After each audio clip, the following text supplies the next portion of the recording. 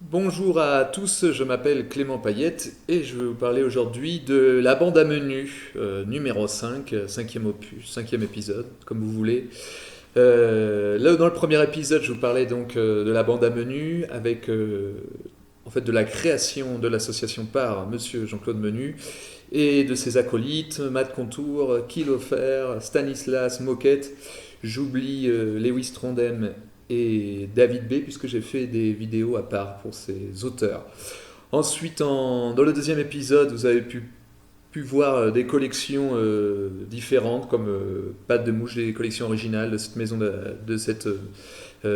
d'édition, pardon, l'association, Pattes de mouche, Éprouvette, Éperluette.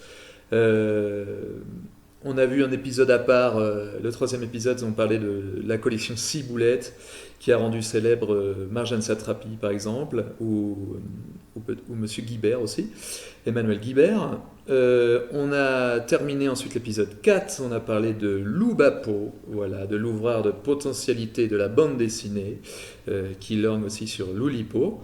Et on avait terminé par une petite aussi, petite rubrique pour terminer, de l'arrière-boutique, avec un hommage à un livre qui s'appelait Monsieur Pimpon. Et là, on se retrouve aujourd'hui avec la couverture du Comics 2000. Qu'est-ce que c'est le Comics 2000? Alors, comics, ça fait référence à comics, bande dessinée pour adultes.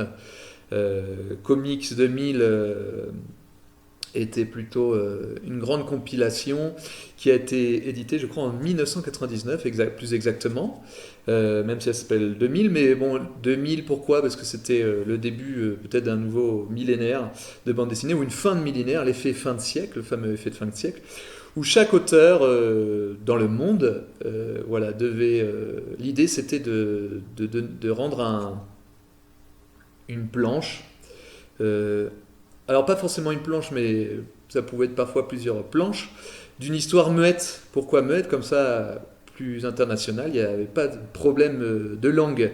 Donc voilà, petit exemple, par exemple, de Monsieur Kilofer, en noir et blanc. Donc voilà, tout était aussi en noir et blanc et muet.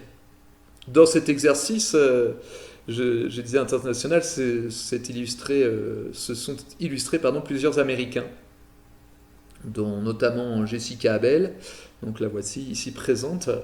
Euh, peut-être qu'elle ne vous dit rien, mais en tout cas, on peut la mettre en relation puisque c'est la femme. Je ne sais plus si elle est encore en couple, mais au moins elle était en couple avec Monsieur Matt Madden, hein, dont on a parlé dans l'Oubapo.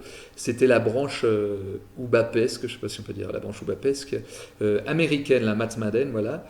Jessica Abel. Elle s'est rendue au Mexique, du moins elle a fait une sorte de autofiction qui s'appelle La Perdida ou La Perdue. Vous pouvez reconnaître justement derrière moi. Alors sur cette couverture, c'est le parc Mexico de la ville de Mexico. Voilà, avec les célèbres fleurs de jacaranda dans ce parc. Voilà, c'est à peu près au printemps. Et La Perdida, en fait, ça parle de cette jeune femme, voilà, qui veut retrouver un ex-petit ami dans la ville de Mexico. Elle est américaine et elles se sont un petit peu perdues en voyageant au Mexique. Par exemple, elle est harcelée déjà dès le départ par des taxis, les chauffeurs de taxi d'ailleurs, qui la traitent un petit peu de femme pédante puisqu'elle n'a rien voulu savoir. Elle n'a pas voulu prendre le taxi en arrivant à Mexico. Jessica Bell, voilà, avec son mari Matt Madden et aussi avec Lewis Trondheim, avait aussi été édité à l'association. Là, vous avez reconnu en pâte de mouche la fameuse cavalcade à surprise. Donc, c'est sur de petits poèmes dessinés à trois mains. Euh, Par exemple, ici, qu'est-ce que fait cette petite construction de Lego, hein? Et en fait, là, il parle, je pense, de leur petit garçon, hein, qui joue avec des Lego. Donc c'est une forme un petit peu, une sorte de bande dessinée poétique, hein. La patte de mouche, c'est des tout petits formats. Donc là, on est entre la bande dessinée et la poésie. Donc voilà, on était arrivé avec les Lego, pourquoi pas les Barbie, qui sortent de poèmes sur le temps qui passe. Un autre américain, et pas des moindres, c'est le fameux Ted Stern, qui a déjà gagné des prix Angoulême. Il n'a jamais été Grand Prix d'Angoulême. Et donc lui, une sorte de tonalité un petit peu, on pourrait dire, on pourrait l'appeler dans l'underground aussi, avec son fameux Fuzz et Pluck, ici qui a été édité chez Cornelius, donc voilà, une sorte de poulet et un ours. Pourquoi underground? Puisqu'il leur arrive des histoires un petit peu trash, donc on est encore une fois dans le comics, et pas dans le comique. Dans le comics, pourquoi comics avec un X, parce que c'est le comics pour adultes, la bande dessinée pour adultes. Ici, par exemple, pour pêcher, ils vont se demander pourquoi on ne se mutilerait pas pour avoir un hameçon, en fait, pour pêcher. Et voilà, dans ces histoires un petit peu trash, un des personnages de Nounours va se rencontrer avec avec des sortes de géants qui vont vouloir le manger. Donc voilà, toujours une sorte de paranoïa dans ces dessins, qui peuvent rappeler aussi, pourquoi pas, les dessins de Robert Crumb. Un autre géant du comics américain. Alors tous ces auteurs se sont illustrés à l'intérieur du Comics 2000. Vous pouvez retrouver à l'intérieur du Comics 2000, ils ont tous donné en fait une histoire en noir et blanc et muette pour le Comics 2000. Donc chez les Américains, vous avez aussi Chris Ware. Celui-ci, il est presque récemment Grand Prix d'Angoulême. Je crois qu'il a été Grand Prix d'Angoulême en 2021, si ma mémoire est exacte. Chris Ware, donc là un autoportrait de manière là, sorte de sous forme un peu de manuel technique. Vous allez voir que ce Chris Ware aimait beaucoup un petit peu on va dire les explications un petit peu techniques. Il a commencé par son Kimby the Moose, la souris Kimby. Donc voilà, on peut remarquer chez cet auteur toujours en train de détailler un petit peu la narration, et toujours en faisant un système de narration de bande dessinée, mais sous forme de jeu aussi. On voit qu'on doit se balader un petit peu comme un labyrinthe on va dire, pour comprendre un petit peu l'histoire de cette souris, qui sera reprise d'ailleurs en petit dessin animé court, de court métrage. Cette souris, voilà, avec toujours un peu des thèmes un petit peu surréalistes, avec cette souris qui est en train de parler. Je ne sais pas si c'est une tête de Mickey ou de chat. Et après, je crois qu'il y a une histoire d'inondation, donc c'est toujours un peu des histoires un petit peu surréalistes, absurdes, en noir et blanc aussi, au début. L'œuvre la plus célèbre de Chris Ware, c'est Jimmy Corrigan. Encore une fois, vous allez voir, avec un style très spécifique à Chris Ware. Toujours ici dans une sorte de... Je ne sais pas si on pourrait appeler ça un style cinématographique, parce qu'on est un petit peu comme dans les premiers cinématographes, ou dans les premiers, peut-être, les ancêtres du cinématographe, avec ces histoires de photos qui se répètent, ou de dessins qui se répètent, qui pourraient peut-être faire du mouvement si on les dupliquait, si on les mettait sous forme d'une toupie. Voilà, alors ici vous avez le personnage principal, ici un peu sous forme de vieux garçon, et à chaque fois il se rappelle un petit peu, je ne sais pas si on pourrait dire son passé, mais apparemment il était le plus petit garçon de la Terre. Je sais pas, on a l'impression qu'il est en train de faire un assassinat. Il y a toujours une histoire parallèle, d'ailleurs c'est un petit peu compliqué à lire. Les histoires de Chris Ware, je vous avais dit, sous forme de jeu, donc on est toujours un petit peu dans le jeu, on est toujours dans une narration un petit peu compliquée en parallèle, démultipliée, comme on peut voir ici. On est dans des thématiques toujours un petit peu l'histoire de cinéma, parce qu'on a l'impression d'une sorte de découpage à la Hitchcock, une sorte d'histoire un peu d'espionnage. Là, on voit ce personnage derrière la vitre qui s'abaisse, qui se lève. Il y a tout un background psychologique chez ce personnage. Donc, on fait un va-et-vient aussi avec son passé pour comprendre un petit peu son présent. Donc, c'est un petit peu compliqué, c'est pas une bande dessinée faite pour les enfants par exemple, donc on est vraiment encore une fois dans une histoire de comics aussi. Mais voilà, c'est vraiment le style graphique inédit de Chris Ware, c'est pour ça qu'il a été Grand Prix d'Angoulême récemment, pour sa carrière. C'est un extraterrestre de la bande dessinée. On est un petit peu à cheval aussi sur plusieurs arts. On est à cheval dans le jeu, on est souvent à cheval dans le jeu, dans le numérique, je pense qu'il a aussi fait peut-être quelques travaux numériques, mais en tout cas c'est vraiment un touche-à-tout. Dernièrement, son travail, c'est les histoires du Building Stories. Ici, on voit bien que tout est un petit peu mélangé dans ce style de bande dessinée. Et le principe, c'est un petit peu à chaque fois faire raconter l'histoire d'un personnage d'un immeuble. Et par exemple, l'idée, c'est on va mettre son portrait à côté, sa figure en grand, et on va raconter son histoire. Donc voilà, une histoire, une narration, toujours une explosion de la narration chez Chris Ware. Je vous racontais que c'est un touche-à-tout Chris Ware, donc voilà, même cette building story, cette histoire de building, c'est vraiment une sorte de jeu, parce que c'est une sorte de jeu de société, parce qu'on peut démultiplier les narrations sous forme de jeu dans ce livre. Donc voilà, c'est toujours très complexe. C'est vraiment une bande dessinée faite pour adultes, puisque c'est très complexe. Hein. Je pense qu'un enfant se perdrait dans cette histoire de narration sous forme de jeu.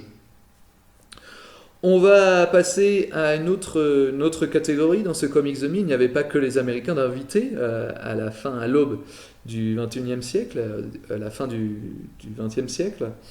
Il y avait une sorte de une nouvelle vague nordique, on va dire, à l'époque, à la fin justement du 20e siècle. Donc tous ces auteurs ont été invités, hein, si on peut lui dire, par Jean-Claude Menu et Jean-Christophe Menu, pardon, et sa bande. Notamment, il avait remarqué, je pense, qu'il y avait une nouvelle vague nordique, voire scandinave, avec le Max Anderson, ici présent, avec une œuvre qui était d'abord éditée justement, qui a été éditée ensuite par la suite aussi par l'association. C'est l'histoire de Pixie, je crois qu'on le voit ici, on le voit pas très bien. Pixie, c'est une histoire vraiment tirée par les cheveux, très obscure, d'un homme en fait qui est, ou plutôt d'une âme qui a été attirée un petit peu par une sorte de fœtus mort-né. Donc voilà, c'est une histoire un peu sordide. En fait, au départ, c'est une sorte de couple, voilà, un petit peu junkie, un peu dépressif, qui ne sait pas trop quoi faire de sa vie, et qui s'amuse avec une sorte de poupée gonflable, on va dire, une sorte de, comment on pourrait appeler ça, d'avatar en poupée gonflable. Voilà, il y a une sorte de cafard, il y a une histoire un peu de cafard sexuel. Et voilà, ils vont se mettre l'un sur l'autre, ce couple, et dans une sorte de monde de vagabond. Voilà, complètement, on est vraiment dans un monde nihiliste et une sorte d'homme, un petit peu, une sorte de caricature de l'homme capitaliste, va les secourir et va leur donner les clés d'un appartement du bonheur, mais en fait, finalement, ce ne sera pas l'appartement du bonheur. Cet homme, le personnage principal, va ensuite être appelé par un fœtus mort-né, le fœtus mort-né de sa femme, qui va lui demander de venir le rencontrer, ou de l'accompagner en enfer. Voilà, c'est une histoire complètement nihiliste, ou même d'une façon un peu absurde, dans un monde un peu surréaliste, les immeubles aussi s'entrechoquent. Voilà un petit peu le monde très noir, très obscur de Pixie, de Max Anderson, donc suédois. Je crois que là on va lorgner du côté de la Finlande, c'est pour ça que je parlais d'un monde nordique, pas forcément que scandinave. Et là on a un artiste qui fait ce qu'on appelle de la carte à gratter, c'est-à-dire une sorte de procédé, donc vous avez une feuille noire, et en fait il faut gratter pour avoir des surfaces blanches. Au contraire du dessin ou de l'ancrage traditionnel, on encre en noir sur blanc, là c'est en blanc sur noir. Hein. Peut-être pour ça a fonctionné aussi beaucoup pour le Comics 2000. Voilà une histoire, encore une fois, très absurde. Hein. On est toujours dans le monde de l'absurde. Je ne sais pas si une référence au réalisateur, moi je me réfère au monde burlesque, je ne sais pas si une référence à Kik Kaurismäki. Chez monsieur Matti Hagelberg, en tout cas le sultan de Vénus, voilà. On a des références très, j'allais dire, obapiennes, surréalistes en tout cas. On mélange un petit peu tout, le monde des extraterrestres, un monde un peu royaliste, et là, peut-être vous allez comprendre pourquoi. Donc ce personnage principal se perd sur une place principale, et il va rencontrer, au niveau de la fontaine des 7 nains, hein, voilà, on récupère un petit peu la pop culture aussi. Ce personnage principal va rencontrer la mort et il va être séduit par la mort. Hein, au lieu d'être poursuivi là par la mort, c'est lui qui poursuit dans un monde très surréaliste la mort. Voilà, un petit peu la poésie morbide, surréaliste de Monsieur Hagelberg dans Le Sultan de Vénus. Un autre génie, là vous pouvez le voir justement juste en dessous, c'est Jason ou Jason, je ne sais pas comment on prononce. Je pense que son graphisme ressemble beaucoup à Lewis Trondheim d'ailleurs, puisqu'on est toujours dans une histoire d'animaux. c'est plutôt des animorphes, je crois qu'on pourrait dire, des hommes avec des caractéristiques, des animaux avec des caractéristiques d'hommes, des hommes, des animaux anthropomorphiques, on va dire. Voilà ce petit portrait de Jason. Voilà, avec des histoires assez simples, mais justement, c'est pas du tout péjoratif, hein. Des histoires, j'allais dire une simplicité, mais une efficacité plutôt. On est dans le monde, encore une fois, de la ligne claire, on langue peut-être chez Tintin. Euh, Peut-être des histoires assez chocs. J'ai tué Adolf Hitler. En quoi ça consiste? En fait, c'est un voyageur du temps, c'est une sorte de... Comment on pourrait appeler ça? Euh, un homme qu'on paie, hein, pour tuer. Donc voilà, des scènes toujours très cocasses. On est très efficace. Pourquoi aussi on langue un petit peu peut-être du côté du cinéma. Euh, avec ses plans un petit peu panoramiques peut-être. Là, on se rend compte de manière assez efficace que ce sont des clients qui demandent à cet homme, donc là, beaucoup de clients, quelqu'un veut qu'on tue sa colocataire, ou quelqu'un son frère, quelqu'un de la famille. Donc voilà, c'est une sorte de la routine de la personne qu'on paie pour tuer. Voilà, tueur à gage. Et un jour, on va lui demander peut-être quelque chose de trop compliqué, puisque il va se faire surprendre. Mais surtout, on va lui demander de voyager dans le temps pour tuer Hitler. Donc, c'est un gros client.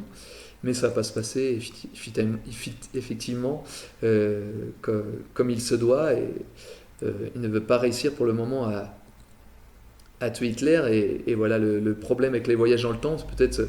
Et qu'est-ce qui se passerait si Hitler voyageait dans le temps et arrivait aujourd'hui, à notre temps, à notre époque?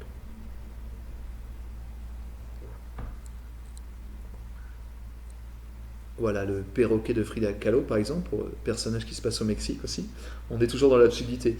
Ici aussi, le personnage de Frida Kahlo est une sorte de serial killer ou de tueur à gages. On va un petit peu plus bas sur nos latitudes et puis on va se rendre justement en Allemagne avec peut-être une nouvelle vague germanophone aussi dans ces années-là. Andreas, en tout cas, c'est un dessinateur plutôt traditionnel. Là, on voit un de ses travaux dans Comics 2000. Euh, voilà, un travail un peu expressionniste, on pourrait dire, pourquoi pas. Il a été aussi invité, généralement une palanquée des auteurs, alors tantôt du Comics 2000, mais tantôt de la maison d'édition de l'association, sont souvent invités à participer à l'œuvre du Donjon. Donc j'imagine, je vous en ai déjà parlé dans d'autres épisodes, Donjon c'est un scénario de Johann Sfar et Lewis Trondheim, de génie hein, de la bande dessinée ou du roman graphique, comme vous voulez l'appeler, euh, qui ont écrit un peu toute une histoire fantaisiste hein, sur l'histoire du donjon, d'une création d'un donjon. Donc encore une fois avec des personnages un petit peu, je dirais plutôt la plus proche du monde de Lewis Trondheim, avec des animaux anthropomorphiques. Et donc Andreas a été convié. Donc à chaque fois dans cette histoire de Donjon Monster, c'est une série où on décrit un personnage seulement de Donjon, enfin on décrit un peu la vie d'un personnage particulier. Et à chaque fois tous les titres de Donjon Monster, un petit peu comme dans l'histoire de Lubapo, on joue, ou de Luipo, jouons avec les mots, tous les titres de Donjon Monster doivent se terminer en heure. Donc là c'est la carte majeure. Donc voilà, on reconnaît un petit peu un style très expressionniste, hein, puisqu'on parle des Allemands, de la part de Monsieur Andreas. Mais on va dire qu'il a une carrière plutôt plus classique, hein, avec vraiment des véritables albums de bande dessinée, donc en format, voilà, le fameux format 48, je crois. De cet auteur, donc c'est pour ça que peut-être je vais seulement vous parler un petit peu de son côté avec sa relation avec l'association, hein. On va essayer de parler d'auteurs plus du côté du roman graphique dans cet épisode. Un autre auteur assez intéressant, allemand, Monsieur Tom Dick. Martin Tom Dick. Ici, justement, un épisode que vous voyez juste ici qui aura pu se retrouver justement dans le comics 2000 tel quel, puisque Monsieur Martin Tom Dick, en tout cas, il aime beaucoup justement ces histoires, j'allais dire silencieuses, plutôt muettes, en noir et blanc. Ici, on voit une sorte d'histoire très stylisé hein, de ce fameux instrument silencieux. Et on est dans les histoires un petit peu des mille et une nuits orientales, alors peut-être avec des djinns qui sortiraient, j'allais dire du café ou peut-être du thé. Voilà. On arrive maintenant à une grande rubrique, à une grande palanquée d'auteurs dans ce Comics 2000. On a passé un petit peu aux artistes européens, internationaux, mais surtout, on va dire peut-être les plus nombreux, la catégorie la plus nombreuse. Je vous avais dit déjà dans le premier épisode que la bande à menu, l'association, la maison d'édition de l'association, c'est un peu inspiré sur les bases de la maison d'association, une maison d'association encore une fois, une maison d'édition pardon qui s'appelle toujours Futuropolis, qui existait avant l'association. Un des piliers de Futuropolis, je crois qu'on ne le présente plus. Il mériterait aussi tous les grands prix. C'est Monsieur Baudouin. Attention, hein, pas le roi de Belgique, mais Baudouin vraiment comme un auteur de bande dessinée ici présent. Baudouin, alors, il a vraiment un style, on reconnaît tout de suite son dessin, inspiré, alors selon lui, des dessins simplifiés peut-être, ou des statues simplifiées de Giacometti. Alors moi personnellement, j'ai connu Baudouin avec Pierrot. Regardez ce petit format, ça vous rappelle pas le format ciboulette de l'association? Vous savez, le format alors qui est juste derrière moi plutôt. Si on lance juste derrière un format avec Marjane Satrapi. Alors ce format, c'est vraiment le format ciboulette, mais n'a pas été édité par l'association, même si Baudouin a été maintes et maintes fois édité par l'association.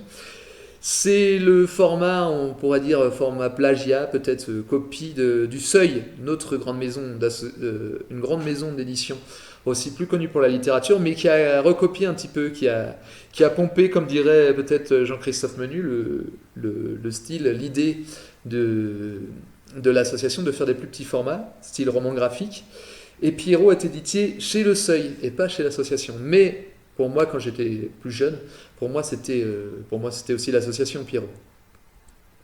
Dans Pierrot, il raconte un peu sa jeunesse, quand son papa, à Baudouin, la jeunesse de Baudouin, quand il parle justement de son frère, mais justement, il parle des jeux qu'il faisait avec son frère. Il parle aussi, je crois, des leçons de dessin de son papa. Je crois qu'il leur disait que les chevaux, par exemple, marchaient sur les pouces. Et il y a un dessin très rigolo où le jeune, je ne sais plus si c'est le jeune Pierrot, le jeune Baudouin, se met sur ses pouces pour essayer de faire comme les chevaux. En tout cas, il parle aussi de sa jeunesse quand il faisait des dessins de guerre, par exemple. Baudouin aime beaucoup voyager. Il a d'ailleurs voyagé au Mexique, mais aussi au Chili. Araucaria, je crois en espagnol. Qu'est-ce que ça désignerait? Ça parle en fait d'un arbre très populaire au Chili. Les carnets du Chili. Vous avez peut-être reconnu la statue de Pinochet. En tout cas, c'est vraiment un journal dessiné qu'adore faire Baudouin, puisque c'est quelqu'un qui adore voyager. Il est vraiment en train de dessiner au jour le jour. Là, il raconte même dès l'avion qu'il survole la cordillère des Andes. On le voit lui-même en train de donner des cours de dessin à l'université catholique du Chili. Il aime beaucoup adapter des livres aussi. Il est vraiment, comment on pourrait appeler dire, éclectique.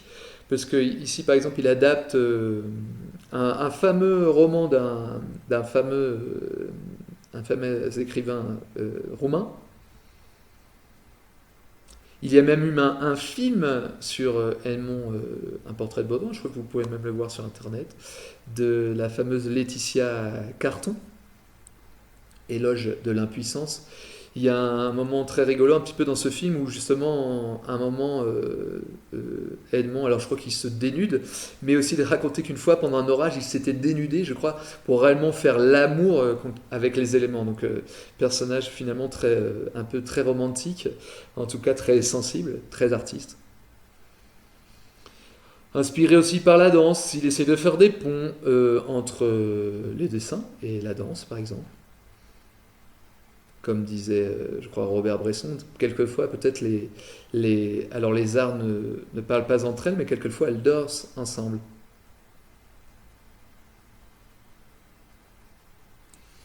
Je vous avais dit que Baudouin est arrivé au Mexique et justement, je crois qu'il est arrivé jusqu'à dans la ville de Juarez, Ciudad de Juarez, avec son compatriote Troubs, hein, pour faire une sorte de BD reportage, un style de BD reportage. Troubs aussi, autre auteur hein, qui se trouve qui a commencé avec les éditions Futuropolis. Je vais revenir tout à l'heure sur Futuropolis, je n'en avais pas déjà parlé. Troubs, voilà ce personnage à gauche, avec un dessin un petit peu similaire d'ailleurs à Baudouin, on a du mal à reconnaître les deux. Donc Troubs aussi, il aime beaucoup faire de la BD reportage. Je dirais que c'est peut-être un petit peu moins bien de Guy Delisle si on faisait des comparaisons. Je lisais en ce moment un livre qui s'appelle Le Paradis ou quelque chose comme ça, en quelque sorte, où il voyage par exemple en Indonésie, mais c'est vraiment, on est entre le journal dessiné et la bande dessinée, on n'est pas totalement ni dans l'un ni dans l'autre. Donc peut-être ce que je reprocherais peut-être à Troubs, c'est qu'il n'a finalement il n'a pas décidé exactement s'il faisait une bande dessinée ou s'il faisait un journal. Voilà, peut-être un petit peu moins bien ça marche peut-être pas aussi bien que chez Monsieur Guy Delisle, mais en tout cas je vous ai réservé ici quelque chose édité justement par l'association. Un petit truc assez mignon je trouve en pâte de mouche, une histoire de tortue. Ici on est un peu dans les contes ou une sorte de fable avec d'une tortue. Je trouve que c'est pas mal. Voilà, c'est assez simple, efficace, poétique. Voilà, je garderai ça de Troubs. Voilà, je vous parlais de Futuropolis. Une des fondatrices de Futuropolis, c'est Florence Estac.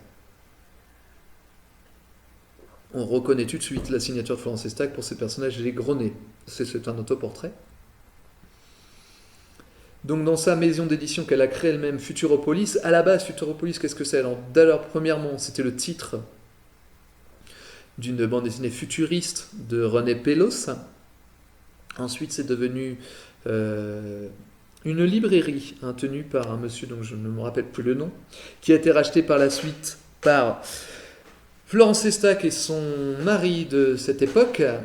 Ils ont racheté cette librairie, qui est devenue par la suite une maison d'édition, où on rééditait des auteurs très fameux, par exemple des classiques américains des années 30. Monsieur Cigar, le papa de Popeye. D'ailleurs, on pourrait reconnaître le style de Florence Estac au personnage au gros nez de Popeye. Donc voilà, la maison d'édition édite, comme je vous disais, des classiques, même des classiques français. Calvo, par exemple, qui faisait ces animaux anthropomorphiques. Calvo est surtout célèbre avec Que la bête meurt, cette histoire bien avant Maus Art Spiegelman de mettre des animaux pour chaque peuple. Par exemple, je crois que chez Calvo, les Allemands sont des loups pendant la Deuxième Guerre mondiale.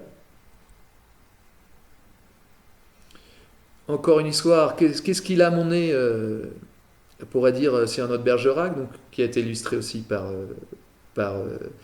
Florence Estac, puisque ça lui intéresse beaucoup. Elle est très intéressée par l'aîné.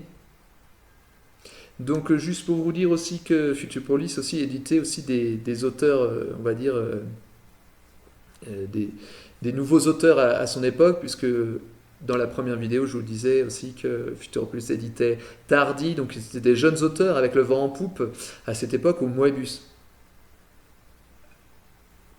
qui étaient un peu les meilleurs auteurs de leur génération. D'autres vidéos, si vous voulez, sur Moebius et Tardi existent. Anana, qu'est-ce que c'est? C'était une revue pas éditée par Futuropolis, mais plutôt pour les humanoïdes associés. Ils ont fait l'essai, ça a duré quelques numéros, avec que des autrices qui invitaient à chaque fois un auteur homme. Anana, c'était les premières revues féministes, je crois, dans les années 70. Donc du coup a participé aussi Florence Estac. Donc une revue aussi qui a été arrêtée parce que soi-disant avait des images ou traitait des thématiques un peu pornographiques, et donc pour cette mauvaise raison peut-être a été retirée des kiosques. Anana d'ailleurs qui va ressusciter très bientôt je crois, grâce aux Humanos. Voilà un des personnages favoris, des personnages clés un petit peu de Florence Estac, c'est Harry Mixon. un mélange avec un détective qui s'appelle Harry Dixon, et Mickey Mouse, hein, autre référence peut-être de Florence Estac. Dans Futuropolis aussi, Florence Estac s'intéresse beaucoup à ce que c'est la création de la bande dessinée et comment faire de la BD sans passer pour un pied nickelé, sans passer pour un guignol, un abruti. Voilà, c'était les petits conseils de Florence Estac avec Jean-Marc Thévenet. Un introverti, alors je ne sais pas si moi je pourrais me reconnaître comme l'introverti qui n'ose pas encore éditer ses dessins. Les déblocs aussi, alors ça on est plutôt dans la littérature jeunesse. Les déblocs, c'est un peu cette famille rigolote. Voilà, avec la grand-mère qui veut déshériter ses petits-enfants parce qu'elle pense qu'ils veulent manger son coussin, qui ressemble beaucoup à un gâteau. Avec, je crois que Monsieur Pétillon, qu'on avait déjà parlé juste à la fin de la dernière vidéo, elle a fait, je crois, Super Cato, voilà le petit personnage qui raconte son enfance très catholique, apparemment, qui n'était pas très joyeuse. Donc voilà, à rappeler aussi que Florence Estac est une personne très, on va dire, très athée plutôt, et plutôt contre les religions, elle a été une des figures, si on peut dire, dans les années 68. Hein. Elle a même fait, je crois, euh, elle a été jugée aussi en 68, puisqu'elle voulait, elle retirait la couleur du blanc et bleu des drapeaux pour hisser le drapeau rouge sur les mairies françaises. Voilà, elle vous raconte aussi la création de Futuropolis, donc à partir des années 70 jusqu'à 1994, parce que c'est une maison d'édition, je crois, qui a été rachetée dernièrement. Et ensuite, une histoire très rigolote, je trouve. Elle a parlé d'un ami à elle qui s'appelle Charlie Schlingo, et aussi une sorte de petit. C'est un peu une sorte de James Dean de la bande dessinée, puisque c'est quelqu'un qui est mort assez jeune, quelqu'un qui marchait sur les mains. Voilà, elle nous raconte que Monsieur Charlie Schlingo, un autre dessinateur, auteur aussi de la maison Futuropolis, quand il était petit, il a eu la poliomyélite, donc il a eu beaucoup de problèmes de santé, surtout au niveau des jambes, et souvent il restait un petit peu comme un petit animal chétif sous les tables de ses parents, mais c'était un petit enfant très inventif, ou au moins qui avait un sens olfactif assez poussé, puisqu'il se rendait compte que les amis de ses parents peu des pieds, donc on les appelait fouette de la semelle, ou puer des genoux, donc Madame pue des genoux, ou Puduc, voilà, un personnage peut-être un petit peu caché, un petit peu chétif, un petit peu mouton noir, mais ça ne l'empêchait pas d'être un petit personnage, un petit garçon très créatif. Quand il était malade, ce qui l'a permis finalement de garder le moral, c'était les bandes dessinées de Popeye, hein, autre référence qu'il a avec Florence Estac. Peut-être Florence Estac s'est beaucoup inspiré aussi de Monsieur Schlingo. Et voilà, ici, maintenant, on va dans les dessins de Monsieur Charlie Schlingo. Donc un style très spécifique, très inspiré de Popeye, puisqu'on voit que des personnages méchants là ressemblent vraiment à un méchant de Popeye. Ici, ce méchant s'appelle Omar Ben Tomate. Autre personnage récurrent, Josette de Rechange, qui fait penser aux chaussettes de rechange. Voilà, ce sorte de personnage féminin, à la fois féminin et très masculin, puisqu'on voit une sorte. Elle est forte comme Popeye. Hein. Finalement, ce personnage fort, aussi costaud, peut-être c'est une influence de Robert Crumb, qui aime aussi, on sait, les femmes voilà, avec des grosses cuisses. Charlie Schlingo, en tout cas, était vraiment amoureux de Josette de Rechange, puisqu'il l'avait trouvé dans la vérité, dans la vraie vie, il avait trouvé sa Josette de Rechange. Sorte de petit James Dean, hein, finalement, le Charlie Schlingo, qui nous a quittés très rapidement, mais pourquoi? Parce qu'il a un style graphique de manière assez très originale, même si c'est pas forcément maîtrisé, mais en tout cas un style vraiment très personnel, et aussi sa personnalité, une inventivité débordante. Il a inventé ses propres onomatopées ici, au lieu de faire le fameux toc-toc. Il invente l'onomatopée cogne la lourde, hein, très inventif. Un autre des piliers, peut-être plus dans un domaine peut-être plus classique, Un autre, il y a beaucoup de grands prix de la ville d'Angoulême, hein, dans l'association. Il y en a plus de 15, on en répertorie plus de 15, dont Jean-Claude Denis. Alors Jean-Claude Denis, toujours attiré un petit peu par le thème de l'érotisme, même si ici on a l'impression d'une histoire des fables de La Fontaine avec peut-être Maître Corbeau. Mais en tout cas, même s'il s'agit d'animaux, encore une fois anthropomorphiques, comme dans le monde de la bande dessinée, c'est toujours un petit peu pour parler de l'amour, et même l'amour sexuel, pourquoi pas, toujours baigné d'érotisme, le monde de Jean-Claude Denis avec Luc Leroy par exemple. Un autre pilier de la maison Futuropolis, c'est Monsieur Rabaté, qui a été aussi édité en pâte de mouche, donc dans un style plutôt réaliste, hein, avec les cerisiers. Voilà, des petites madeleines de Proust. Et surtout, Rabaté, il rentre dans la catégorie un petit peu des auteurs de bande dessinée, à la fois dessinateurs et puis cinéastes, puisqu'il va adapter lui-même les petits ruisseaux. Pas les petits mouchoirs, les petits ruisseaux avec un acteur, plutôt un comique, qu'on n'a pas vu beaucoup au cinéma, mais peut-être que ça répond un petit peu à la malédiction, hein, des grands comiques comme Coluche aussi, par exemple, qui n'ont pas eu des grandes carrières au cinéma. Je voulais vous parler de Daniel Prévost, hein, qui joue le personnage principal de ce film, un petit peu rock'n'roll, un petit peu dans la veine mai 68, sex, drogue, rock'n'roll. Et enfin, on arrive encore une fois à un autre pilier, on va dire, de Futuropolis, c'est Monsieur Vanoli, qui est vraiment un style très spécifique, on peut s'en apercevoir. Il adapte souvent, hein, des œuvres, je ne sais pas, tant de culture, tantôt de culture chinoise, médiévale, le Décaméron, hein, les fameuses histoires aussi qu'avait adapté Pasolini. Mais on reste toujours dans le même style, hein, un style assez expressionniste avec des traits exagérés. Encore une fois, on a l'impression des fois quelquefois des dessins d'enfants, mais alors d'enfants surdoués, hein, bien sûr. Souvent des adaptations de romans, mais on retrouve encore une fois tout plein de références picturales, hein. Je pense que vous l'avez reconnu. Moi j'ai l'impression qu'il illustre parfois, pourquoi pas, des sortes de nouvelles kafkaïennes, avec ces personnages un peu sordides. Encore une fois, on est dans l'expressionnisme.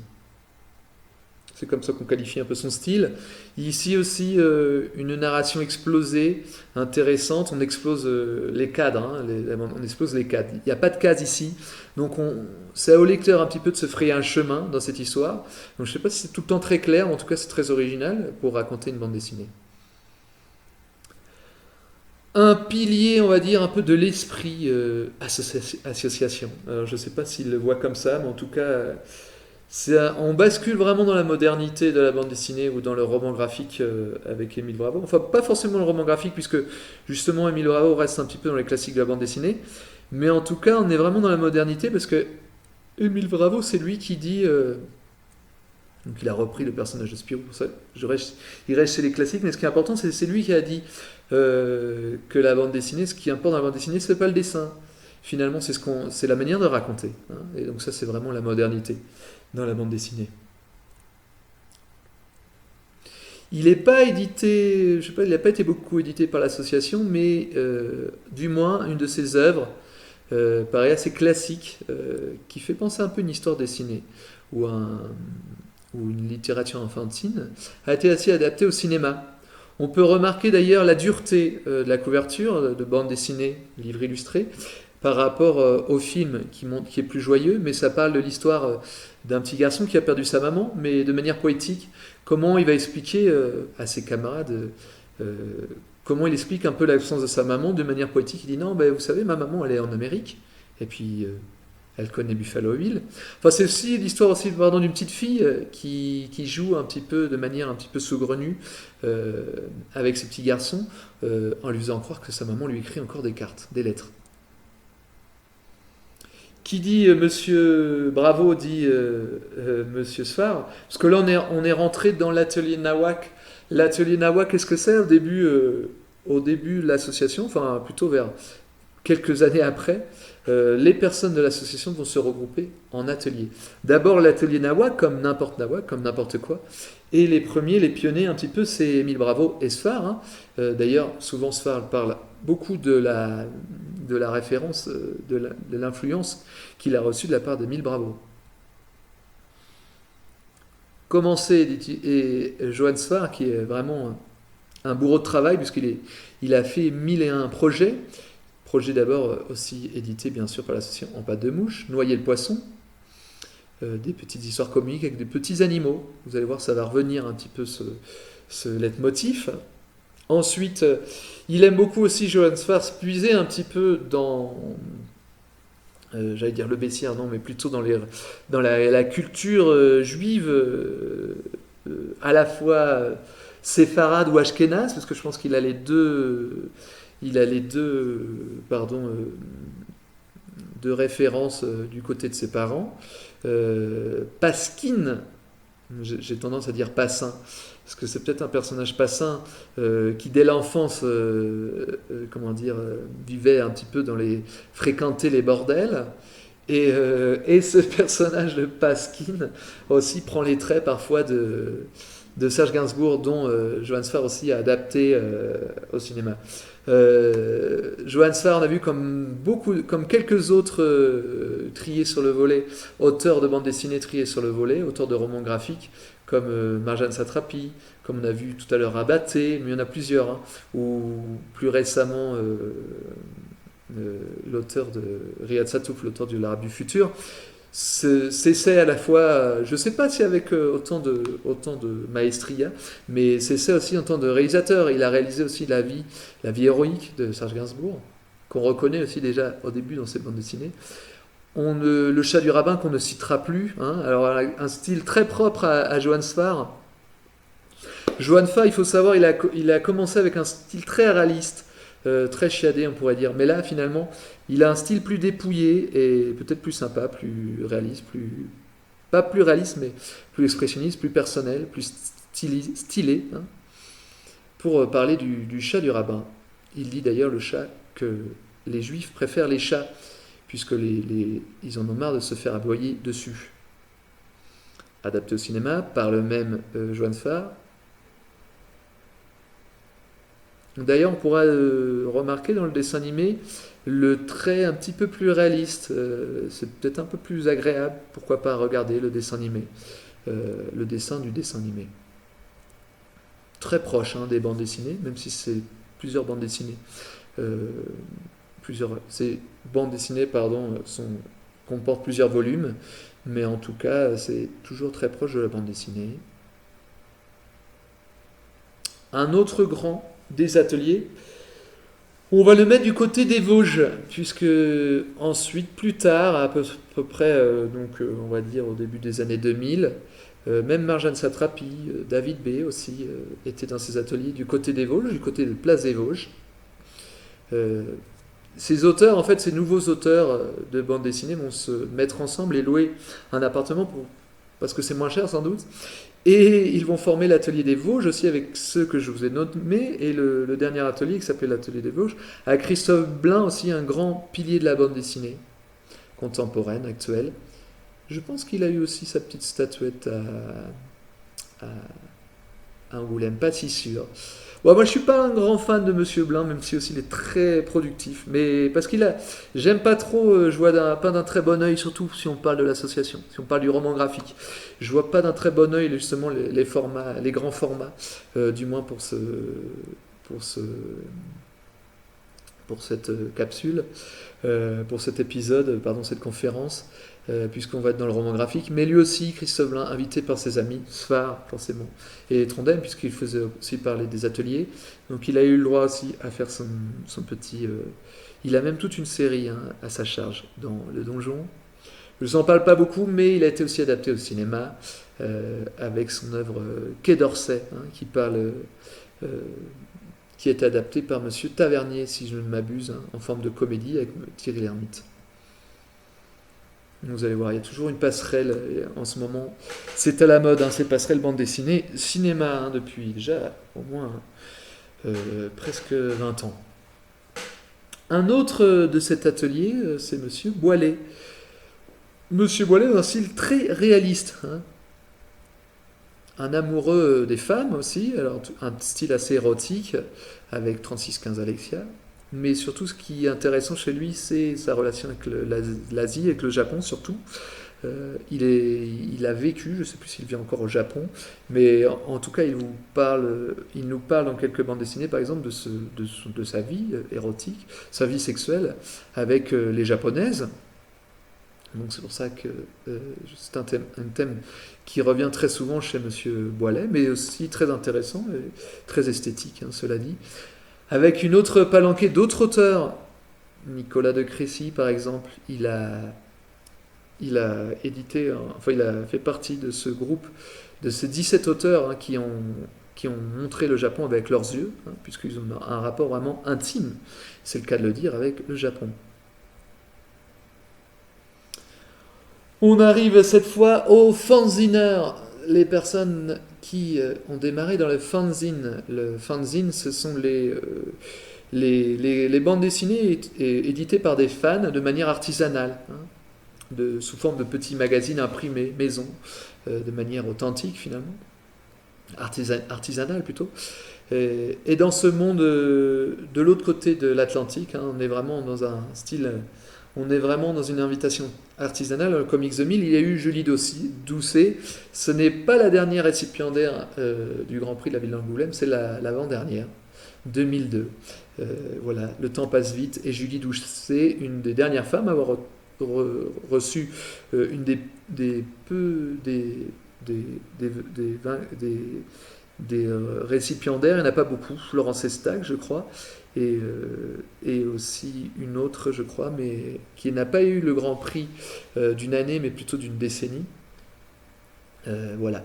En tout cas, Julie Doucet, c'était en 2022, avec sa fameuse Dirty Plot. Dirty Plot, qu'est-ce que ça signifie? C'est une sorte de... Je ne sais pas si c'est un néologisme, mais c'est une phrase en québécois. La plot, c'est la chatte. Hein, la Dirty Plot, c'est la grosse chatte, la sale chatte, on va dire. Voilà, Julie Doucet qui se représente un petit peu comme une junkie ici, dans cette couverture de fanzine. Alors il y a une compilation justement de la part de l'association. Voilà, c'est un gros pavé, toutes les Dirty Plots de Julie Doucet. Je ne sais pas si c'est dans la Dirty Plot, mais en tout cas édité. Avant ça, dans le ciboire de Chris de l'association, Julie Doucet nous parlait de sa vie personnelle, souvent nous parle un petit peu de ses problèmes avec ses amants, voilà, de manière très libre. Un style, alors moi je trouve assez proche de Robert Crumb, c'est un peu la Robert Crumb au féminin, pourquoi pas, mais je crois qu'on en a parlé aussi dans d'autres vidéos. Je ne sais pas qui a influencé plus l'autre, mais dans le fanzina, en tout cas, elle a été éditée, je sais, par Stéphane Blanquet, mais en tout cas, il y a un style très similaire à Stéphane Blanquet. Alors, je ne sais pas qui a influencé l'autre, c'est une question. Alors, dans cette histoire un petit peu franco-américaine, ça a intéressé un petit peu un autre auteur, pas de bande dessinée, mais plutôt de cinéma, Monsieur Michel Gondry. L'histoire un petit peu justement franco-américaine, avec la langue franco, avec la langue américaine, avec la nationalité de Julie Doucet. Cette histoire a intéressé un petit peu Michel Gondry, surtout que Julie Doucet était partie vivre aussi aux États-Unis, à New York, je crois. Donc il lui a demandé un New York Diary à Julie Doucet. Voilà, c'est intéressant. C'est à la fois ici une bande dessinée, hein, ou roman graphique, comme vous préférez l'appeler, et à la fois un court-métrage d'animation très intéressante, un mélange, on est un petit peu dans les mélanges des arts ici, grâce à Michel Gondry, qu'on peut reconnaître ici à droite. Bien, il faut reconnaître dans le monde du fanzina aussi deux personnages intéressants qu'on va mettre ensemble. C'est d'abord Ciseaux, ici qu'on peut reconnaître, je crois, qu'une de ses planches originales du Comics 2000, donc en noir et blanc et muette. On est un peu toujours dans les symboles avec Monsieur Ciseaux. Je sais pas si c'est exactement son portrait, hein, un peu pixelisé. Mais en tout cas, je ne sais pas, ici, on pourrait reconnaître justement un détournement, un petit peu comme dans Loubapo.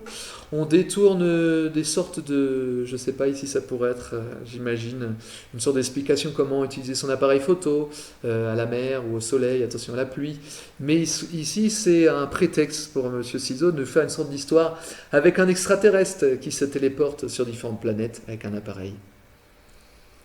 On reconnaîtra aussi le symbole, le petit personnage symbole de Bic, aussi qu'on peut détourner à n'importe quelle manière et raconter une histoire. Donc, du fanzina au magazine, il n'y a qu'un pas. Ferraille illustré, c'est le magazine fait avec ciseaux. Et un fameux Winchloos dont on va parler tout à l'heure. Donc voilà un personnage fameux de Monsieur Ferraille. Monsieur Ferraille aussi, on détourne un petit peu comme faisait Florence Estac la culture américaine des années 30. Là, on reconnaîtrait un petit peu un style un petit peu à la Walt Disney des années 30, comme je vous disais, de la part de Ciseaux et Winchloos. Et on détourne les contes aussi. On a l'impression de personnages à la Ted Stern, à l'underground américain, hein, peut-être une autre référence, Winchloos et Ciseaux, avec Will the Buzz. On est toujours dans le grossier, hein, dans la caricature, avec des personnages, des animaux anthropomorphiques.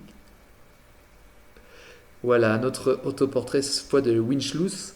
Alors voilà, je pense que voilà, c'est plutôt lui le dessinateur, hein, dans la bande où Ciseaux et Winchloos, même s'ils ont toujours travaillé ensemble.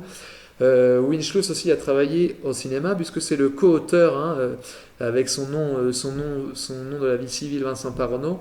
C'est lui qui a réalisé ni plus ni moins Persepolis avec Marjane Satrapi, hein, sous forme de dessin animé, et Le Poulet aux prunes aussi, sous forme avec des prises de vue réelles. Ça, c'est un chef-d'œuvre, hein, Pinocchio. Alors aujourd'hui, on a la version de Guillermo del Toro, mais ça, c'est vraiment une version nonchalante d'un petit Pinocchio inoffensif, mais qui est toujours un petit peu malheureusement exploité par le vice un peu de l'humanité, de l'être humain. C'est un petit peu un chef-d'œuvre. D'ailleurs, il avait gagné il a gagné, je crois aussi. Son prix de meilleur album, hein, à Angoulême, hein, le Pinocchio de Winchloos. Voilà, on est dans un chef-d'œuvre aussi d'irrévérence, hein, ce qui est intéressant. Dans le domaine de l'animation, hein, et dans le domaine aussi de la bande dessinée, Winchloos, c'est le paradigme de l'irrévérence. Si vous aimez ça, il est Charlie. Hein, vous allez voir, il n'y a pas de tabou. Et donc Pinocchio, ce pauvre Pinocchio, c'est une sorte de petit enfant un peu exploité, à la fois une sorte de mini Robocop, mais un peu exploité par ses pouvoirs, tant de manière malhonnête, malhonnête par sa famille d'adoption, et avec de détournements sexuels par exemple, tant détourné de manière un objet sexuel, tant aussi détourné de manière aussi malhonnête aussi, mais comme objet de guerre, comme machine de guerre. Pinocchio, il faut absolument le lire, ça c'est dans les 10 meilleures bandes dessinées des 10 dernières années facilement. Voilà, encore une fois, il était une fois l'huile, ici c'est plutôt une affiche, hein, de film d'animation irrévérencieux de Monsieur Winchloos, et main dans la main aussi avec Ciseaux, hein, ces films d'animation. On vous parle des bienfaits de l'huile à Mérol ici, hein. Effectivement, on met l'huile à toutes les sauces, je sais pas ou à toutes les huiles, hein, mais effectivement, c'est une manière un peu détournée de se moquer un petit peu on va dire, des produits, hein, qui polluent la planète. On va retourner maintenant avec une autre palanquée d'auteurs, cette fois d'auteurs jeunesse. Il n'y a pas que des auteurs de comics. Dans Comics 2000, finalement, il y avait aussi des auteurs jeunesse qu'on retrouve surtout aussi, qu'on a retrouvé plusieurs fois dans la littérature jeunesse, ou qui en dessin peut-être. Je mettrai aussi peut-être d'autres auteurs qui en dessin quelquefois enfantin. Je vais parler de Philippe Coudray, avec justement, pourquoi il s'est illustré aussi dans Comics 2000, puisqu'il est aussi expert, hein, avec des bandes dessinées sans parole, avec le fameux Ours Barnabé. Toujours avec son ami le lapin. Hein, ce sont des personnages, alors même ce sont animaux anthropomorphiques qui font des situations humaines. Je crois qu'on peut retrouver aussi dans la nature des personnes qui ressemblent un peu à ce lapin, à ces ours, qui ont on va dire, un potentiel comique sans parler, hein, sans parole. Voilà, ça se passe de commentaires. On rigole, des situations cocasses avec des situations seulement visuelles. Voilà, édité aussi à l'association, avec l'Humanote. Donc là, une histoire très rigolo, style Colin Maillard. Vous avez pensé à quelque chose de malsain? Eh bien, cette femme, oui, a pris les devants et elle punit ce pauvre homme qui n'avait pas forcément à cœur de faire quelque chose de malhonnête. C'est toujours très rigolo. De loin de tout, cet homme n'a pas rencontré de vie sur Mars. Petit point assez curieux, Philippe Coudray aussi s'intéresse beaucoup, par exemple, on va dire, sorte de légende comme Alors j'imagine qu'il doit s'intéresser aux extraterrestres, mais aussi, par exemple, il s'intéresse beaucoup au Bigfoot. Hein, vous savez, à l'abominable homme des neiges ou au Yeti. Hein, il croit que ces personnages, ces sortes de créatures un peu légendaires existent. Donc c'est un petit peu pour ça qu'il fait des références aussi aux extraterrestres dans cette bande dessinée. Ce n'est pas, on va dire, innocent, hein, ces références. Donc ici, par contre, quand je me réfère à la littérature jeunesse aussi, c'est un peu un exemple ici. On est un peu dans les premières bandes dessinées ici, hein, où il n'existait que des commentaires sous le texte. Quelqu'un, alors, ça paraît très enfantin. C'est quelqu'un qui s'illustre aussi, qui pourrait s'illustrer par exemple dans le Lapin Poche, dans ces petits formats un peu enfantins avec des jeux. C'est bien sûr Monsieur Parando, hein, qui nous vient de Belgique, qui veut absolument éditer des livres. Voilà, Parando Poche, Lapin Poche, ou et aussi Vincent Parando. On est vraiment dans le jeu, dans l'univers enfantin, mais très poétique. Qu'est-ce qui a assommé ce petit barbu? Vous le saurez en reliant les points, je pense que vous avez déjà deviné. Voilà, on est dans l'enfantin, mais on est aussi dans le poétique. On en a l'image un peu surréaliste, des associations surréalistes. Une main qui aurait des jambes.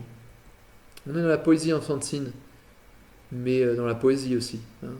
Une main qui se balade. Alors d'après ce qui est écrit, elle est sortie de sa chambre, elle va venir retourner se coucher. Rien d'intéressant.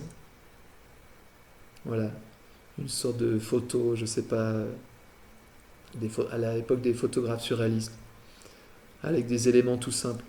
On est vraiment à la simplicité, dans la poésie, et c'est efficace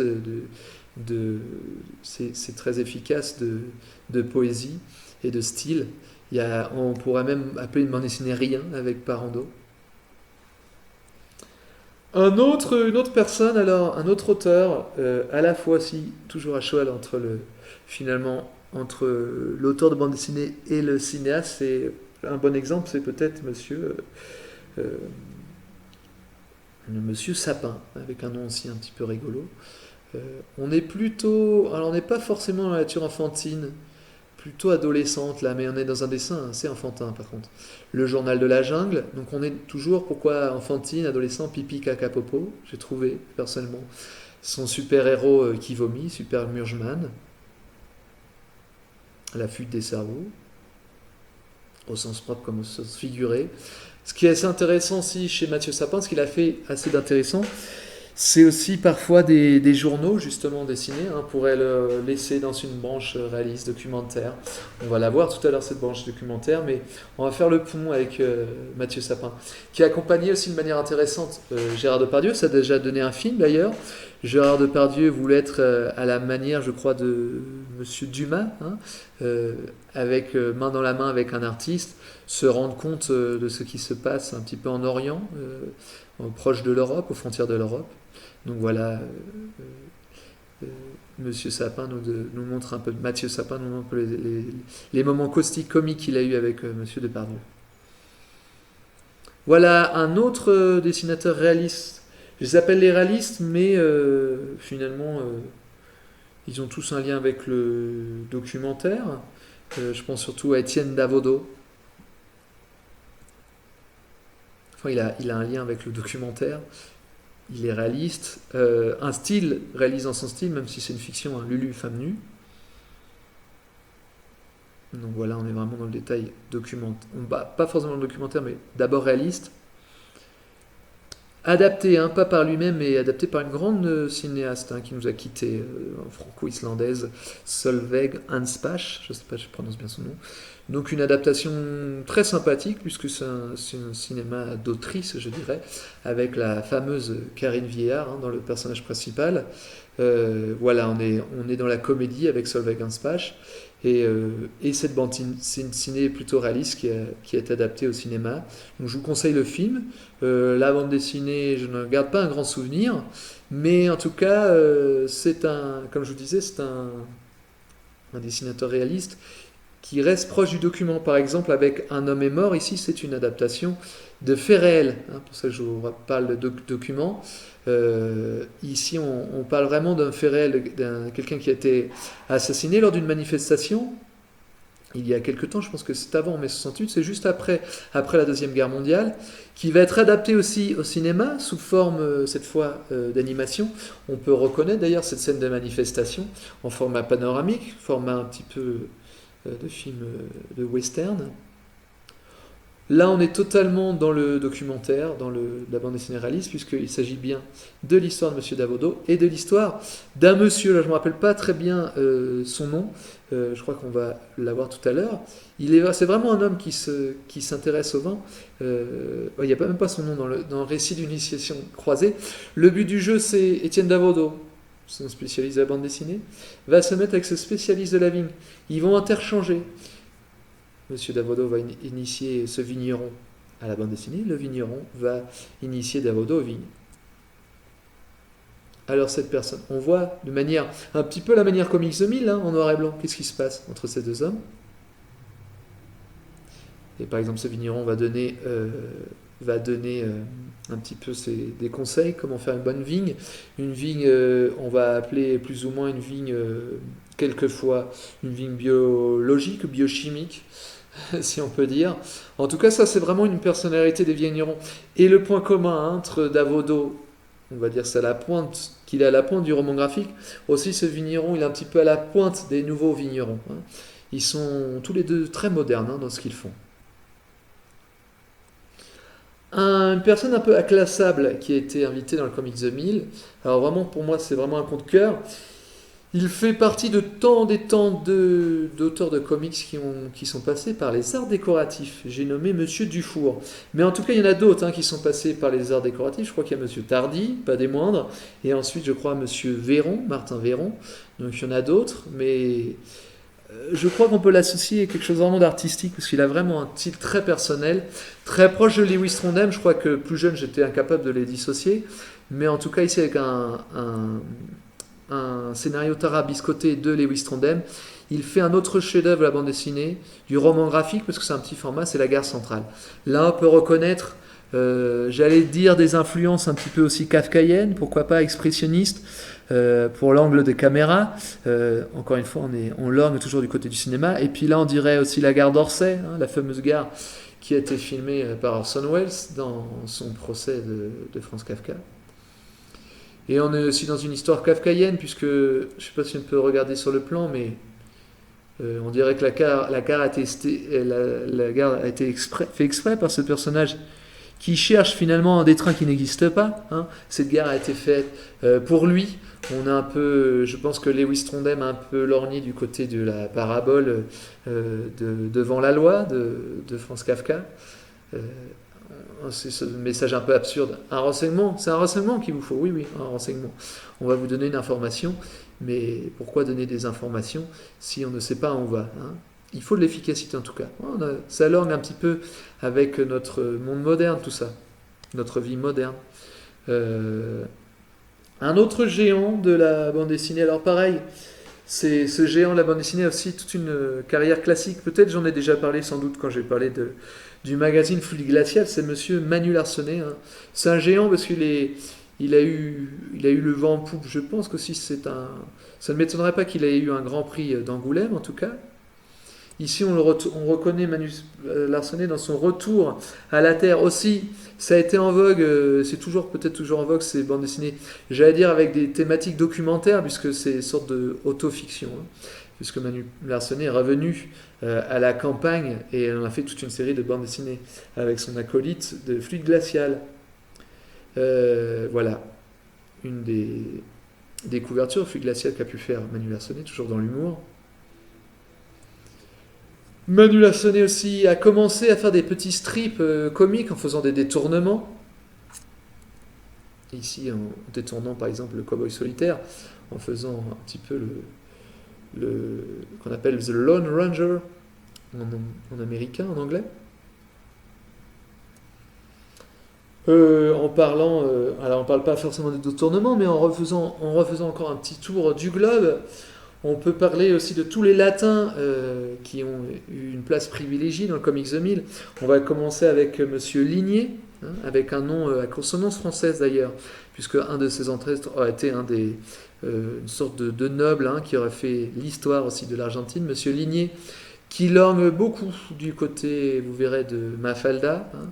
D'ailleurs, ne cache pas ses références avec cette petite fille qui parle aux animaux.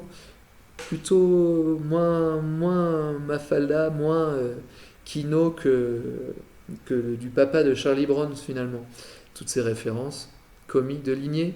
Un autre monstre sacré, je ne sais pas si sacré, mais on trouve un monstre de travail, un monstre de style, c'est monsieur Carlos Nin, ou Niné, je pense en espagnol.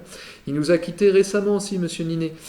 Invité, pourquoi pas aussi, chez le Donjon de Lewis Trondheim et Sfar. Et pourquoi je vous montre cette couverture? Parce que vous avez vu le style tout en volute de monsieur Carlos Niné.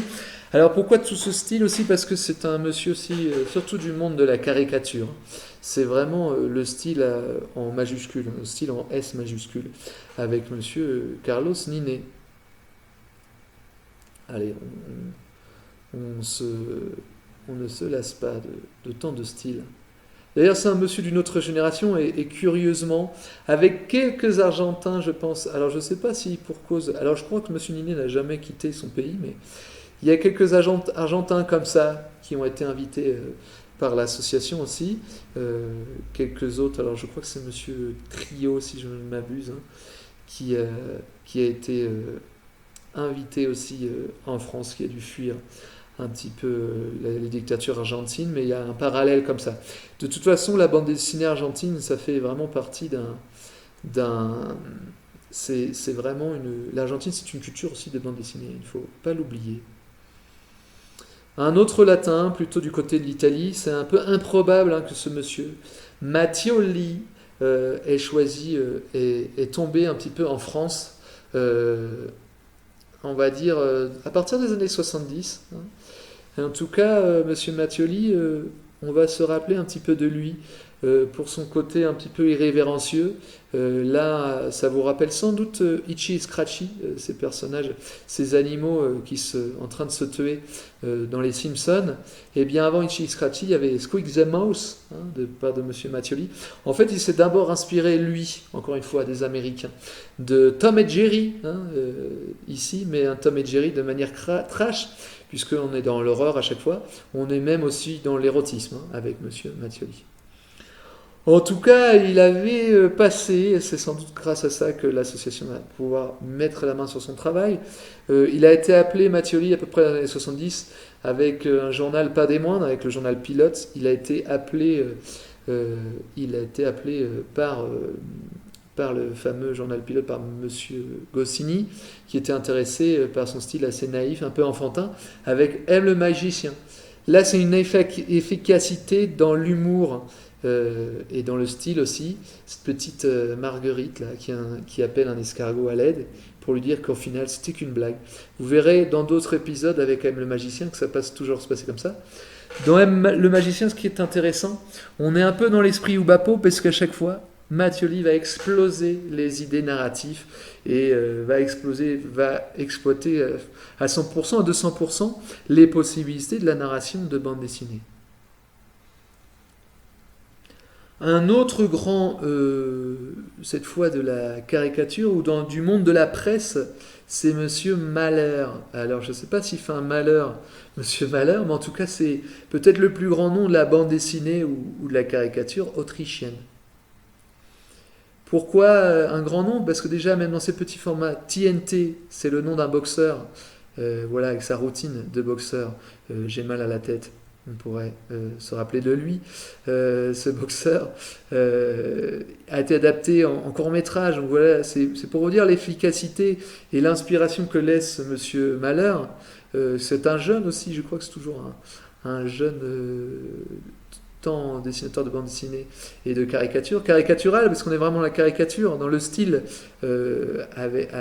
avec le S majuscule, mais aussi dans un style dépouillé, hein, sans fioriture. Lam Rider, donc des références au western.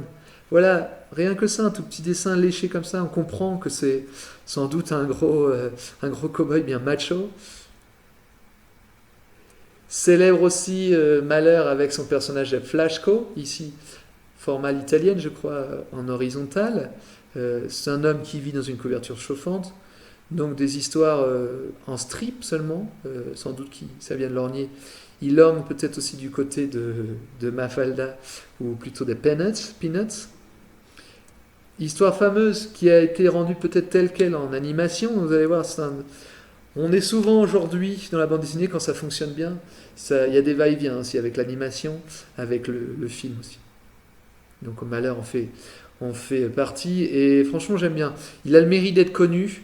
Il se pose des questions aussi philosophiques autour de la bande dessinée j'imagine, mais aussi autour de l'art. Et il a inventé le personnage de Madame Goldgruber qui souvent ne se casse pas la tête pour expliquer qu'est-ce que c'est de l'art. Et ça, c'est ce qui rend rigolo ces personnages et les bandes dessinées de Malheur. Il relativise aussi le monde de l'édition dans longueur et retranchement, avec des éditeurs pas très sympathiques qui n'accueillent pas forcément très bien les jeunes auteurs. Malheur touche à tout, il adapte à la fois, attention, Lewis Carroll et le créateur de... Alors je ne le connaissais pas, mais Hartman c'est le créateur de Frankenstein. Il mixe un peu Frankenstein et Alice au Pays des Merveilles, ça donne Alice dans le Sussex.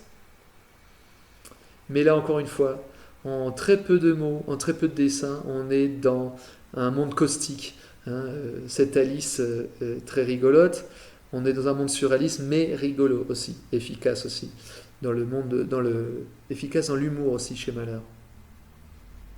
Voilà, je crois que ce Alice aussi a eu de très bonnes critiques. Malheur s'est rendu aux antipodes. J'espère je vais bientôt vous parler un petit peu aussi du manga. C'est l'autre penchant, la bande dessinée. C'est un des plus gros, je crois que c'est le plus gros, producteur de bande dessinée mondiale, le manga, les Japonais. En tout cas, lui, il a invité Malheur comme auteur occidental un petit peu. On l'invite au Japon et il est impressionné parce que les Japonais, ils n'en ont rien à faire des originaux, des brouillons. Eux, ce qu'ils veulent, les Japonais, quand ils font une exposition, quand ils exhibent des grands auteurs de bande dessinée, eh bien, les met dans les vitrines. Ils mettent la bande dessinée dans une vitrine avec des trous pour que finalement le visiteur, au lieu de regarder les bandes dessinées comme des objets d'art, je pense que c'est pas leur place. La bande dessinée, c'est un art populaire. Il faut que ça soit pour les gens. Et donc, ils ont très bien compris ça, les Japonais. Et ce qui fait rire et ce qui intéresse et ce qui finalement qui conforte Malheur un petit peu dans son idée, les Japonais, ils préfèrent consulter les bandes dessinées puisque c'est fait pour ça. Ici, je ne sais pas si c'est un roi, mais encore une fois, qui a démarré aussi, qui a fait pas mal de choses dans le monde de la presse, c'est Monsieur Véron, Martin Véron. Un autre aussi, je crois qu'il a son petit grand prix à Angoulême, Monsieur Véron. Un petit peu comme Jean-Claude Denis, je pense qu'il orne souvent dans des personnages un petit peu introvertis, justement, comme des Bernard l'Ermite, voilà, qui ne savent pas ou qui sont un peu mal à l'aise face tantôt à l'érotisme face aux femmes. Puisqu'en fait, chez Martin Véron, aussi, je crois qu'il a lorgné, je ne sais plus si lui aussi il a été cinéaste aussi, mais en tout cas, l'amour-propre, qui ne le reste pas très longtemps, vous avez compris le jeu de mots, a été adapté au cinéma. Un chef-d'œuvre qui a dû gagner son petit prix, alors il a gagné son prix de la presse, qui a dû gagner son petit prix Angoulême, c'est Ce qu'il faut de terre à l'homme. C'est une adaptation, je ne sais plus si on lorgne chez Dostoïevski ou chez Tolstoï, on est chez les Russes, mais on est dans la grande littérature.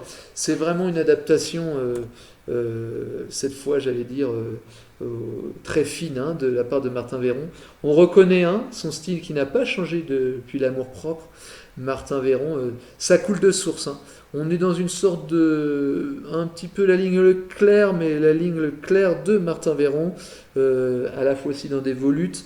On est comme ça, on est dans un monde de grande littérature, on ne sait pas si on est dans un monde aussi proustien, on est dans le 19e siècle, on est à l'époque, une époque inspirée des idées de Marx, puisque cet homme, finalement, au départ, il est du côté un petit peu du prolétaire, exploité par les exploitants, et finalement on verrait par la suite de l'histoire que ce prolétaire, ce petit paysan finalement va se mettre à son compte et il veut avoir plus de capital, mais vous verrez que ça va pas bien fonctionner pour lui. Je ne veux pas vous raconter la fin, mais la fin est magistrale. Ça devrait être, je pense, une œuvre qui devrait être adaptée au cinéma, qui ferait un carton. Enfin, la fin de cette bande dessinée, c'est un chef-d'œuvre. Dans la narration, enfin, c'est la fin de ce livre de Martin Véron, à lire absolument. Je le recommande. La fin inédite. Enfin, je ne sais pas si c'est une fin inédite, mais une fin de grand roman, de grande littérature dessinée. Enfin, je vous recommande absolument. On est dans la grande littérature et extrêmement bien adapté par Martin Véron, pardon. Il a eu ses petits prix. Ça, c'est un excellent livre, une excellente bande dessinée. Martin Véron, si vous ne connaissez pas, à connaître. Dans la presse, il est Charlie, un des rescapés de l'attentat de Charlie Hebdo. C'est un petit vieux qui a déjà eu son Grand Prix. Qui a eu maintenant son Grand Prix, c'est Willem. Alors Willem, comme son nom l'indique, est originaire d'Hollande, et d'ailleurs il avait souvent des problèmes avec le français, avec son orthographe ou sa grammaire, et ses éditeurs avaient trouvé ça poétique, mignon, en fait, qu'il fasse des fautes d'orthographe, et il laisse souvent dans ses premières œuvres des fautes d'orthographe, dans ses œuvres, dans ses caricatures. Donc, pas mal de caricatures très caustiques. On est Charlie Hebdo. Donc voilà, si vous voulez boire à la source de Bill Clinton, il paraît qu'une certaine Monica Lewinsky avait déjà testé un petit peu la saveur de Monsieur Clinton. On est toujours dans l'humour à la Charlie Hebdo. Rassurez-vous, je suis Charlie. Cœur de chien, si on est toujours dans l'irrévérence, surtout on est dans l'irrévérence. Là, ce facteur va se faire dévorer par un chien. On n'a pas peur de l'humour trash. L'irrévérence au niveau des religions. Là, vous pouvez remarquer, je trouvais que c'était rigolo, moi, le fait que je sais plus si on appelle ça des mitres, les chapeaux là, des sortes d'évêques ressemblent un peu à des oiseaux. On est un peu dans le petit côté poétique de la caricature. Enfin, ces oiseaux qui ne veulent qu'être nourris par du charlatanisme, de ces sortes de Mère Teresa du pauvre. Ici, en fait, Mère Teresa, ça n'intéresse pas les tours de passe-passe antiques, ça n'intéresse plus la religion. En fait, vous allez voir que Mère Teresa, cette sorte de Mère Teresa, va se faire entendre plutôt avec un côté un petit peu, on va dire, avec un tour de passe-passe plutôt sexuel, vous verrez, pour réveiller le pape Jean-Paul II. Donc voilà, toujours dans les révérences, surtout aux côtés des religions. On ne fait pas un dentelle quand on s'appelle Charlie et qu'on veut critiquer la religion. On terminera par les humanoïdes associés. Qui sont les humanoïdes associés? Ce sont tous ceux qui ont été édités aussi par une autre revue qui a été rééditée dernièrement. C'est la revue Métal Hurlant. Je parlerai sans doute de Métal Hurlant, revue des années 70, magazine des années 70, qui a inspiré aussi le heavy metal américain, rock surtout, bande dessinée et rock. Et parmi ces rockers, vous avez aussi Meso. dessinateurs qui font une bande dessinée qui a été maintes et maintes fois récompensée, avec un style très particulier. Mézo et Pyrrhus, le roi des mouches, inspiré d'ailleurs de littérature. Mais là, on est vraiment dans l'esprit, vous voyez, ce jeune homme un petit peu présomptueux, toujours séduit par des jeunes filles ou aussi par des femmes au foyer. Hein, c'est ce personnage, voilà, qui est toujours, on est toujours dans un style un petit peu, j'allais dire au cinéma en voix off, puisqu'on a des commentaires. Et on est un petit peu dans l'alors rêve, un mélange d'Halloween et de rêve party. On est toujours dans la violence, dans cet esprit très nonchalant, un petit peu pourrait dire de la post-adolescence, tant au niveau de la violence, au niveau de l'amour, de la sexualité, hein, mais aussi accompagné de drogue. Donc finalement, cette tête de personnage demande à exploser. Hein. C'est une sorte de mal-être de l'adolescence, mais aussi on est un peu dans le côté roi des mouches. Oui, c'est ça le super pouvoir parfois de l'adolescence et ses limites. Et vous avez vu un style très shadé, très réaliste, patiné. Regardez ces cheveux de ce personnage. On est à la fois, on pourrait lorgner un style américain. Je pense que là, les références, c'est plutôt du côté de Monsieur Burns. Et voilà, on a une sorte de, je sais pas, référence peut-être à la fois les années 50, pourquoi pas années 60. Année, je sais pas si année érotique, mais année contestataire aussi. Main dans la main, plutôt au scénario de cette œuvre, de ce chef-d'œuvre en 3 parties du Roi des Mouches. Il y a aussi derrière tout ça Monsieur Pyrrhus. Ici un dernier extrait du Comics 2000, noir et blanc et muet. Un style un peu, je sais pas si cartoon, Monsieur Pyrrhus. Mais en tout cas, Monsieur Pyrrhus a eu la chance d'être, alors, un style très j'allais dire art déco, mais c'est pas vrai. Aussi, plutôt un style assez moderne que celui de Pyrrhus, qui s'est plutôt illustré d'abord au scénario, mais ensuite va s'illustrer grâce plutôt, on va dire, j'allais dire au traitement de texte, mais grâce à, la machine, grâce à l'ordinateur plutôt.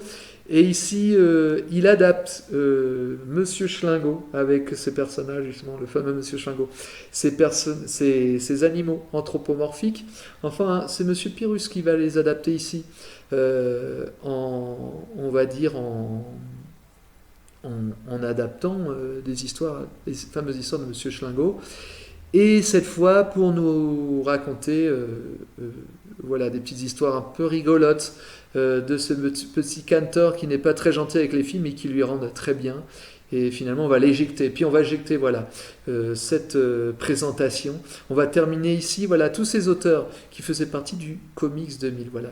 On termine avec un petit côté caustique et puis très, très des bandes dessinées avec cette fameuse onomatopée, puisqu'on adapte Charlie Schlingo aussi. Ce petit cantor va terminer avec un cogne-la-lourde. Voilà, ces onomatopées que pourrait inventer Monsieur Schlingo. On en reste là, voilà, on termine avec ce rejet, voilà.